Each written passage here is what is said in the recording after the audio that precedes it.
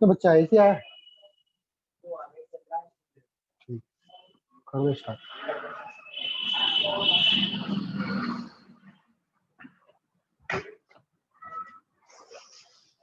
चलो आगे बढ़े। अब तो हमने सीरीज कॉम्बिनेशन और पैरेलल कॉम्बिनेशन ऑफ सेल पढ़ लिया है। अब हम पढ़ेंगे पावर और एनर्जी। इलेक्ट्रिकल पावर क्या होती है, इलेक्ट्रिकल एनर्जी कितनी होती है। Power and energy. सर 8 बज जाएंगे आज तो। नहीं, मैं 7:30 बजे फ्री कर दूंगा। ठीक है ना, मुझे भी थोड़ा सा काम है, तो बता देना 7:30 बज जाए जब। ठीक है, आज वो पावर एंड एनर्जी। देखो मान लो ये रेजिस्टेंस है, ये बैटरी है, V वोल्ट की बैटरी है, इसमें से करंट फ्लो कर रही है आई, R रेजिस्टेंस है। तो यहां पर जो एनर्जी दे रहा है वो कौन दे रहा है, बैटरी जो है, विच इज एनर्जी प्रोवाइड। वो एनर्जी प्रोवाइडर है। कौन है, बैटरी। बैटरी जो है वो एनर्जी प्रोवाइड ले रही है, प्रोवाइड कर रही है। और एनर्जी कंज्यूम कौन कर रहा है, ये जो रेजिस्टेंस है, एक्सटर्नल रेजिस्टेंस, ये एनर्जी कंज्यूम कर रहा है। रेजिस्टेंस आपका एनर्जी कंज्यूम करता है। ठीक है, रेजिस्टेंस या रजिस्टर बोल सकते हो आप। तो देखो कितनी एनर्जी सप्लाई करी, तो बैटरी देखो कितनी एनर्जी सप्लाई करी है। बैटरी के अंदर चार्जेस मूव कर रहे हैं, तो शायद आपने कहीं फॉर्मूला पढ़ा हो कि वर्क डन बराबर होता है Q डेल्टा V। तो बैटरी को जो वर्क डन होगा वही एनर्जी सप्लाई कर रहा होगा। तो स्मॉल वर्क डन DE या फिर small energy D equal to क्या हो जाएगा, पोटेंशियल डिफरेंस V है तो V इंटू DQ हो जाएगा। क्या, मान लो DQ चार्ज फ्लो करा, V पोटेंशियल डिफरेंस से, तो वर्क डन कितना हो गया। और वही वर्क डन जो एनर्जी दे रहा है, तो चार्ज को मूव करवाने में जो वर्क डन कर रहा है वही अगर एनर्जी सप्लाई कर रहा है सर्किट को। तो D इक्वल टू क्या हो जाएगा, V DQ। इसको अगर मैं टाइम से डिफरेंशिएट कर दूं तो D by dt, rate of change of energy, क्या ये पावर होती है। और DQ बाई dt क्या होता है, करंट होता है क्या। तो पावर इक्वल टू हो जाएगा V इंटू आई। तो पावर का फॉर्मूला है आपके पास V इंटू आई। ये केवल वैलिड होगा, ऐसा नहीं कि पावर का हर जगह ये फॉर्मूला लगा पाओगे। ये उसी सर्किट में वैलिड होगा जिसमें सिर्फ रेजिस्टेंस लगाओ। ओनली वैलिड फॉर सर्किट, या फिर only valid for purely resistive circuit. Only valid for purely resistive circuit, जहां पर केवल रेजिस्टेंस होगा उसी सर्किट के लिए वैलिड होगा। आगे जगह से कैपेसिटी,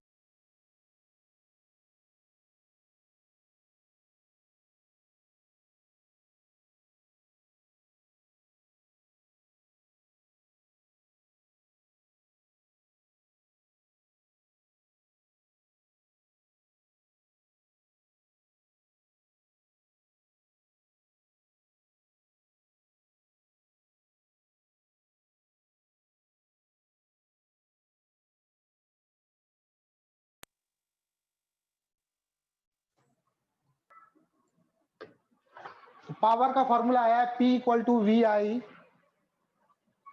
और ये जो फॉर्मूला है ये वैलिड है only for a purely resistive circuit. Purely resistive मतलब ऐसा सर्किट जिसमें केवल रेजिस्टेंस लगाओ, ऐसा नहीं कि कैपेसिटर भी लगाओ तो उसमें भी यही फॉर्मूला लगा दो, ऐसा नहीं होगा। सिर्फ रेजिस्टेंस लगाओ, उसी सर्किट में P बराबर वी आई वैलिड होगा। ठीक है, और V बराबर आपने पढ़ा होगा, V इक्वल टू क्या होता है, V equal to I R होता है। तो V की जगह मैं I लिख सकता हूँ यहाँ पे, तो पावर इक्वल टू हो जाएगा, पावर के 3 फॉर्मूले बनते हैं, वी आई, शायद आपने 10th क्लास में पढ़ा होगा, आई स्क्वायर आर और V स्क्वायर बाई आर।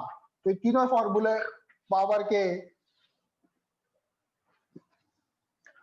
ठीक, ये आपका पावर का फॉर्मूला हो गया। अब मुझे निकालना है एनर्जी, कितनी एनर्जी कंज्यूम करा। ठीक है, तो देखो एनर्जी कैसे निकालेंगे हम लोग।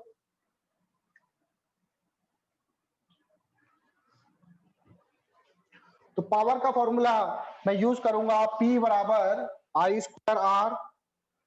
P बराबर होता है आई स्क्वायर आर, और पावर मैंने बोला था ये होता है d/dt। तो क्या हो जाएगा, आई स्क्वायर आर क्रॉस मल्टीप्लाई करो, d इक्वल टू हो जाएगा आई स्क्वायर आर इंटू dt। अब ये तो था स्मॉल, ठीक है, d क्या है आपका, कितनी एनर्जी कंज्यूम करी, स्मॉल एनर्जी कंज्यूम करी। मुझे मान लो t टाइम इंटरवल में एनर्जी कंज्यूम निकालना, तो उसको मुझे इंटीग्रेट करना पड़ेगा। 0 समय से लेके t समय तक कितनी एनर्जी कंज्यूम करी, तो यहाँ पे आ जाएगा total energy consume E I square R आपका कांस्टेंट है, dt का इंटीग्रेशन क्या हो जाएगा, t हो जाएगा। ये जो एनर्जी कंज्यूम है, ठीक है, ये रेजिस्टेंस में एज अ हीट की फॉर्म में मिलता है आपको, क्योंकि रेजिस्टेंस जो एनर्जी कंज्यूम करती है वो एज अ हीट के रूप में कंज्यूम करती है। ये है heat energy loss, heat energy loss in resistance. Resistance में कितनी हीट एनर्जी लॉस हुई, वो होगा आपका आई स्क्वायर आर टी। ठीक है, ये फॉर्मूला कब वैलिड होगा, देखो एक तो ये वाला फॉर्मूला है, इसमें मैंने वैसे लिमिट लगा दिया है, एक तो ये फॉर्मूला है और एक ये फॉर्मूला है। ये फॉर्मूला कब अप्लाई होगा और ये फॉर्मूला कब होगा, इसमें जब आई वेरी करेगा, जब आई वेरिएबल होगा तब आप इंटीग्रेशन के मेथड से निकालोगे हीट लॉस। ठीक है, ये आपका हीट लॉस ही आएगा।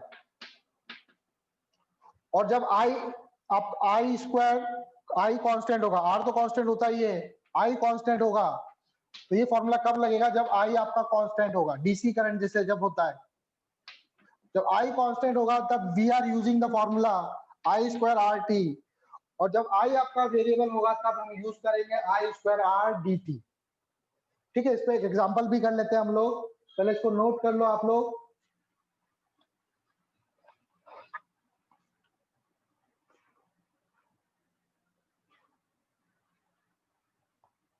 कर लिया नोट बेटा, हो गया सर। Yes sir. ठीक है, चलो आगे देखो। अब इस पावर और एनर्जी पे क्वेश्चन करते हैं, हीट लॉस पर। एक वेरिएबल का बताओ, एक मान लो एक रेजिस्टेंस है, 2 ओम का रेजिस्टेंस है, करंट फ्लो कर रही है सपोज करो 2 एम्पियर, कितने समय के लिए, t इक्वल टू 2 सेकेंड के लिए। For t equal to 2 second के लिए इसमें करंट फ्लो कर रही है 2 एम्पियर की। ये करंट कैसी है, कांस्टेंट है, हीट लॉस निकालना है, find heat loss. Heat loss निकालना है आप लोगों को, तो हीट लॉस कितना होगा, H equal to I square R T लगेगा डायरेक्टली फॉर्मूला, क्योंकि यहाँ पे करंट क्या है, कांस्टेंट है। तो 2 का स्क्वायर, आर की वैल्यू है 2, टाइम की वैल्यू कितनी है 2 सेकेंड, 2 टू जा 4, 2 टू जा 4, 4 4 जा 16 जूल। तो हीट एनर्जी हो जाएगी यहाँ पर 16 जूल।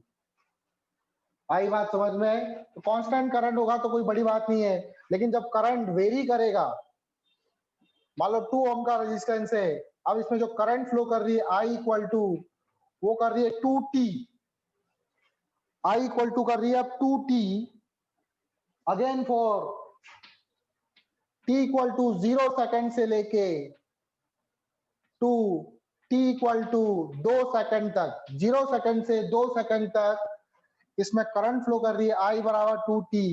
अब हीट लॉस कितना होगा, तो इसको करने के लिए हम लोग क्या करेंगे, हम लोग इंटीग्रेशन का यूज करेंगे, h equal to integral I square R D T. I की वैल्यू रखो, आर की वैल्यू रखो, सॉल्व करो इसको। ठीक है, यहां पे सॉल्व करता हूं मैं इसको रब कर देता हूं, क्योंकि 0 से लेकर 2 सेकेंड तक था। h इक्वल टू हो जाएगा कहां से कहां तक, 0 से 2 सेकेंड तक, 0 से 2, आई क्या कितना है आपका, आई है 2t, तो 2t आ जाएगा यहाँ पे, 2 का स्क्वायर 4, t का स्क्वायर 4t स्क्वायर, आर की वैल्यू कितनी है 2 ओम, dt 4 दूनी 8, टी स्क्वायर का इंटीग्रेशन करेंगे 0 से लेके 2 तक, टी स्क्वायर का इंटीग्रेशन करेंगे टी क्यूब बाई 3 आएगा, टी क्यूब बाई 3, लिमिट लगा देंगे 0 से लेके 2 सेकंड तक, तो देखो टी का क्यूब वैल्यू पुट करेंगे तो 8, टी का क्यूब 2 का क्यूब कितना होता है 8, 0 रखने पे 0 आ जाएगा तो उसको लिखने की जरूरत ही नहीं है, 8 8 जा 64 बाय 3 जूल। ठीक है, तो ये हीट एनर्जी लॉस होगा। तो जब करंट वेरी करेगी तब हीट कैसे निकालना है, और जब करंट कांस्टेंट होगी तो हीट कैसे निकालना है, आ गया समझ में?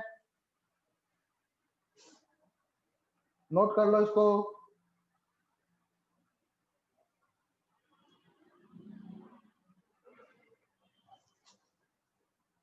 ठीक है बेटा, यस सर। चलो आगे देखें आप। 1 मिनट लिख लेने दो, ये दूसरा रह रहा है। ठीक, ठीक है, ठीक।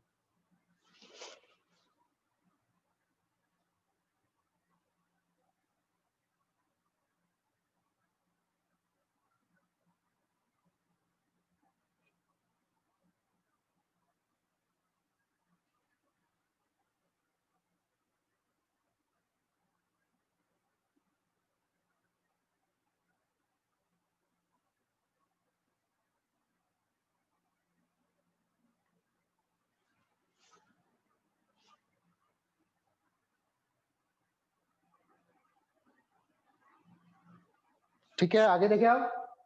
हो गया।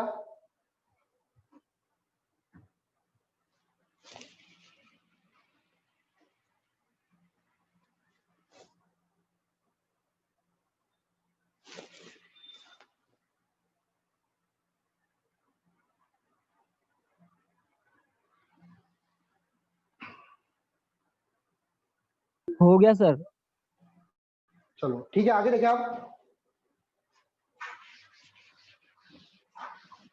तो एनर्जी और पावर निकालना आ गया हम लोगों को। अब आते हैं हम लोग हाउस सिस्टम पर।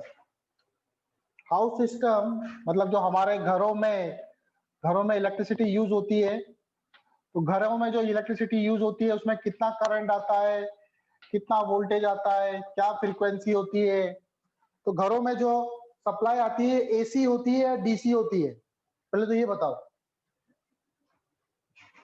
घरों में जो सप्लाई आती है वो कैसी आती है? डीसी। वो आती है, एसी आती है, ऑल्टरनेटिंग करंट। एसी की फुल फॉर्म क्या है? Alternating current.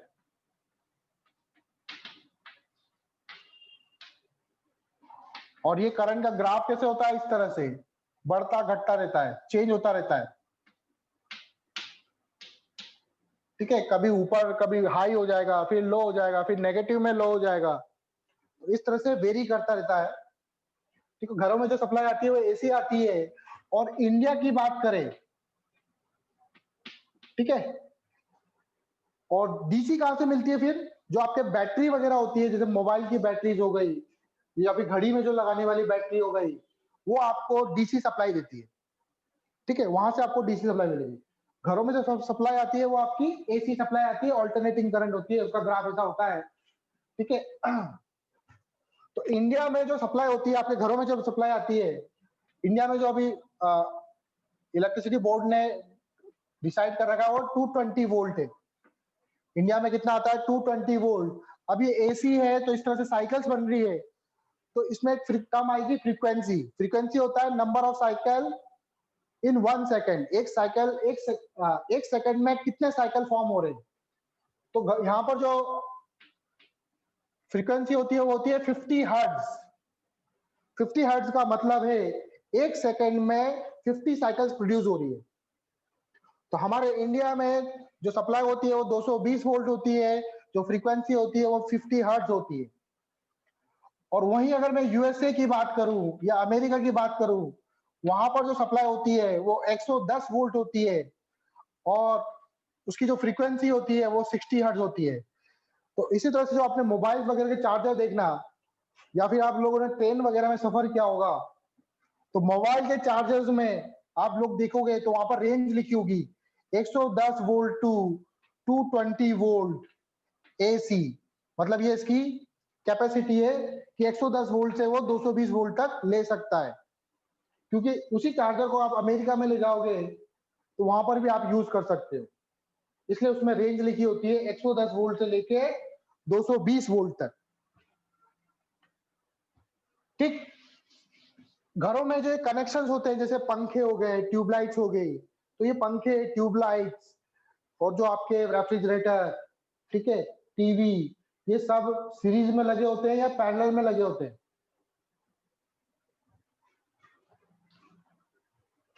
ये सब सीरीज में लगे होते हैं पैरेलल में? सर पैरेलल में। ठीक है। घरों में जो सप्लाई होती है वो कैसे होती है? Parallel connection. हाउस वायरिंग जो होती है उसको हाउस वायरिंग बोलते हैं। घरों में जो वायरिंग होती है Yes, हाउस sir. वायरिंग, वो पैरेलल होती है।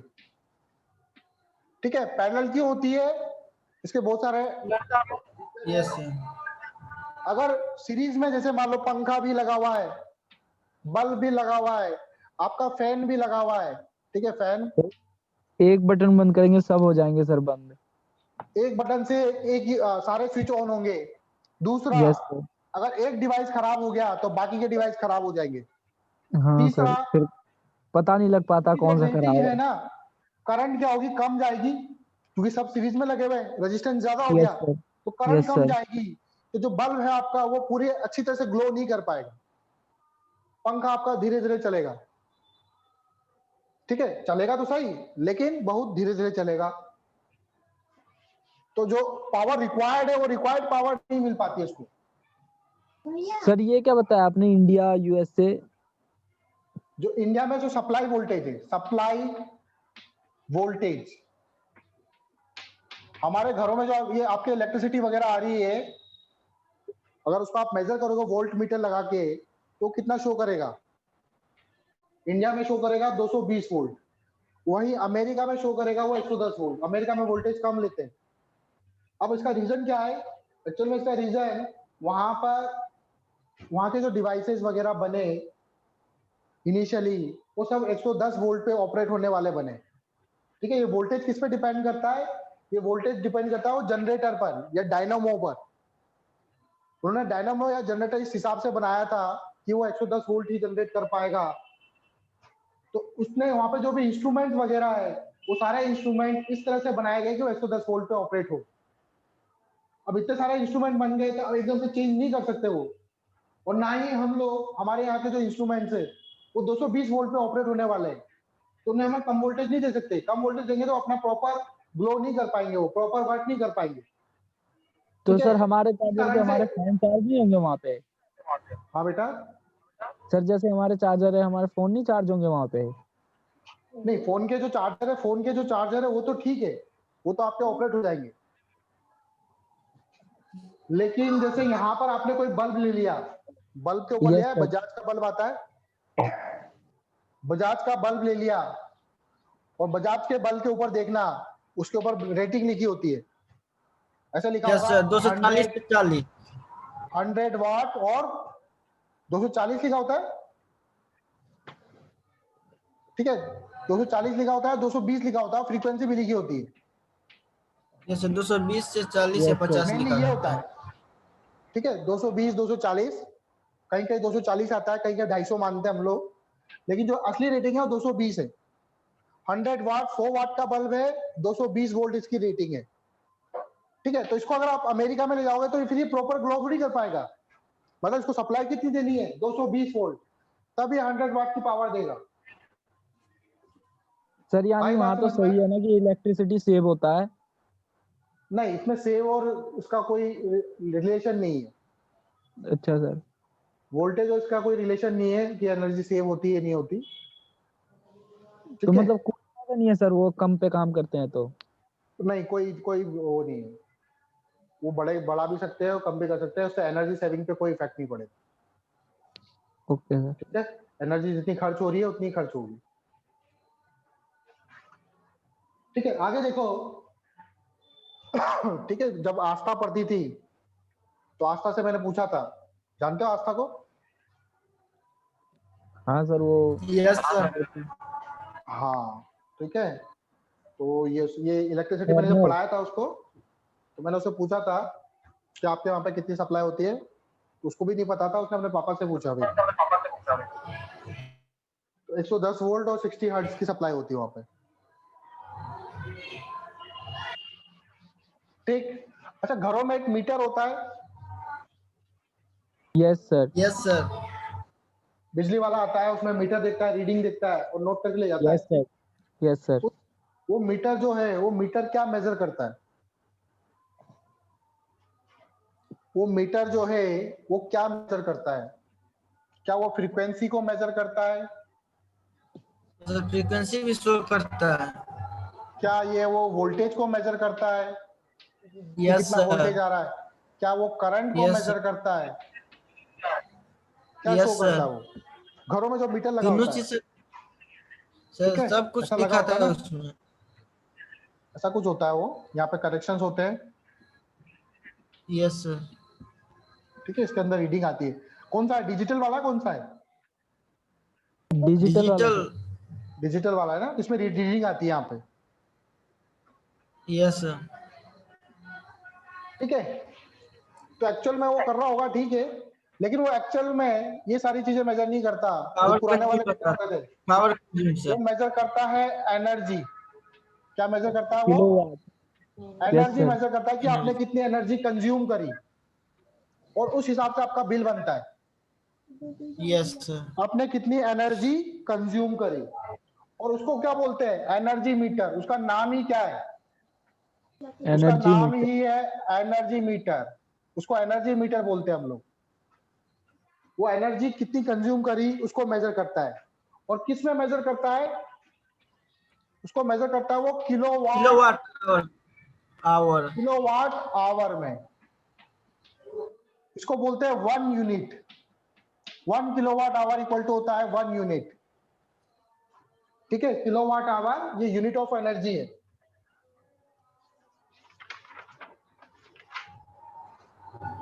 वन किलोवाट आवर का मतलब क्या होता है?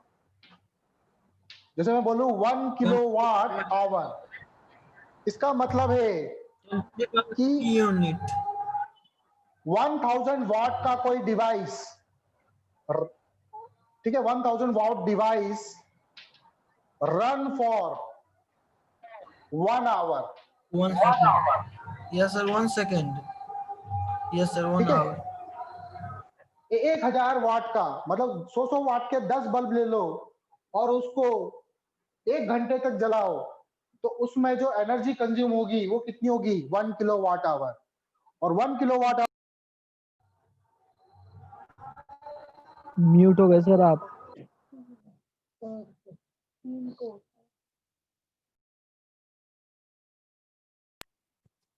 किलो वाट आवर होता है 1 यूनिट के। ठीक है, तो देखो 1 किलो वाट अगर इसको मैं जूल में चेंज करना, क्योंकि एनर्जी है तो जूल में भी चेंज कर सकता हूं। तो जूल में कैसे चेंज करेंगे इसको? 1 किलो वाट को लिखूंगा 1000, और आवर को लिखूंगा सेकंड में 60 इंटू 60। अब ये जूल में हो गया, ये वाट में आ गया, वाट वाट सेकंड में, वाट इंटू सेकंड। और वाट इंटू सेकंड क्या होता है आपका? जूल। क्योंकि पावर बराबर क्या होता है? वाट बराबर होता है joule by second. Joule joule बराबर क्या होगा? वाट इंटू सेकंड। तो ये आपका क्या हो जाएगा? जूल हो जाएगा। तो इसको सॉल्व करेंगे, 1 2 3 4 5 और 6 6 36, तो ये आएगा 3.6 इंटू 10⁻6 जूल। और ये इक्वल टू होता है 1 यूनिट के। जो बिजली सप्लाई होती है, ठीक है, बोलते हैं कि आपके घर में कितना बिल आया है, फिर मैंने इस महीने हमारी 80 यूनिट बिल आया या 90 यूनिट बिल आया, 90 यूनिट एनर्जी कंज्यूम हुई, तो उसी हिसाब से 1 यूनिट मतलब 3.6 इंटू 10⁻66 जूल। ये जूल में हो गया। और आप चाहो तो इसको ऐसे भी समझ सकते हो कि 100 वाट का बल्ब 1 घंटे तक चलेगा, सॉरी 1000 वाट का बल्ब 1 घंटे तक चलेगा तो 1 यूनिट बिल आएगा। ठीक है, और ये अलग अलग स्टेट में स्टेट वाइज की प्राइस भी डिसाइड है। जैसे दिल्ली में सबसे कम है अभी, ठीक है, पर यूनिट के हिसाब से जैसे 3 रुपए 4 रुपए पर यूनिट इसका बिल आता है। और कमर्शियल जो इलेक्ट्रिसिटी होती है, कमर्शियल का मतलब है जो फैक्ट्री वगैरह में यूज कर रहे हैं हम इंडस्ट्रियल लोग, में सर। इंडस्ट्री में यूज कर रहे हैं, जैसे एजुकेशन यहाँ पे ये जो कोचिंग वगैरह में यूज कर रहे हैं, कोचिंग में मतलब हम लोग कमाने के लिए यूज कर रहे हैं, कमर्शियल पर्पज के लिए यूज कर रहे हैं, तो जो इलेक्ट्रिसिटी होगी कमर्शियल प्राइस अलग होती है। जैसे घरों के लिए वो सप्लाई होगी 7 रुपए, तो शायद कमर्शियल के लिए वो 10 रुपए होगी पर यूनिट का खर्चा। सर इंडस्ट्री में तो आप यूज करो, अगर नहीं भी करोगे तो भी सर एक फिक्स प्राइस होता है, उतना देना ही पड़ता है। हाँ, वो फिक्स प्राइस आता ही है, फिक्स प्राइस तो आता कोटा ही में है। कितना है?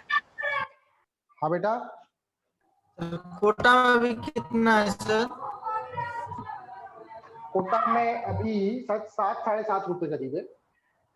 हम लोग के इधर से 4 रुपये है। हाँ, एक्चुअल में मैं बिल देखना था मुझे, अभी कल परसों ही बिल आया था।